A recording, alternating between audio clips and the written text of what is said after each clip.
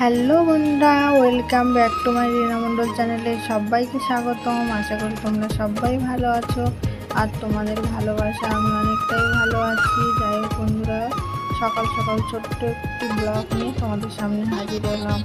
আমার ছোট্ট পরিবারের সবাইকে আসার জন্য অনুরোধ রইল। আশা করি ভালো লাগবে এই ভিডিওটা।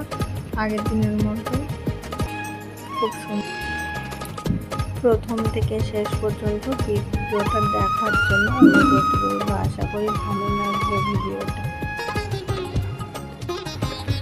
জানো তো বন্ধুরা, জীবনে সেই সম্পর্কটাই সত্যি যেটা আমার আড়ালেও তোমাকে সম্মান করে, সেই সম্পর্কটাই হলো সত্যি। আর যে হৃদয়ে থাকে তাকে বিচ্ছিন্ন করা যায় না। ঈশ্বরের প্রতি পরিকল্পনা সর্বদা আমাদের পরিকল্পনায় যে সুন্দর হয়। জানো তো বন্ধুরা, বাংলায় একটা কথা আছে, যে দেশে জুতা বিক্রি হয় এসি রুমে আর বই বিক্রি হয় ফুটপাথে, সেই দেশে জানো তো বন্ধুরা দুর্নীতি হয়। তাহলে ভালো বন্ধুরা, জানো তো বন্ধুরা, কিছু কিছু মানুষ আছে এইরকম ধরনের। আর কি বলতো, বাজেরা থাকবে 5 তলায় আর জ্ঞানীরা থাকবে কোথায় জানো তো, গাছতলায়।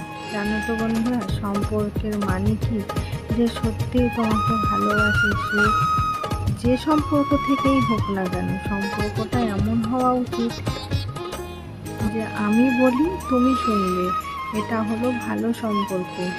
আর একটা কথা বলি, জানো, তুমি বলবে আমি শুনবো, এটা হলো আরও ভালো সম্পর্ক। আর আমি কিছু বলবো না কিন্তু তুমি সব বুঝে যাবে, এটাই হলো সত্যিকারের ভালোবাসার সম্পর্ক, ঠিক আছে?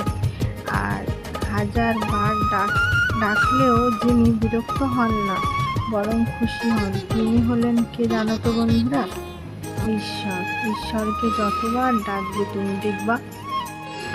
তুমি দেখবা ঈশ্বর কিন্তু কোনোদিনই বিরক্ত হন না, ঠিক আছে?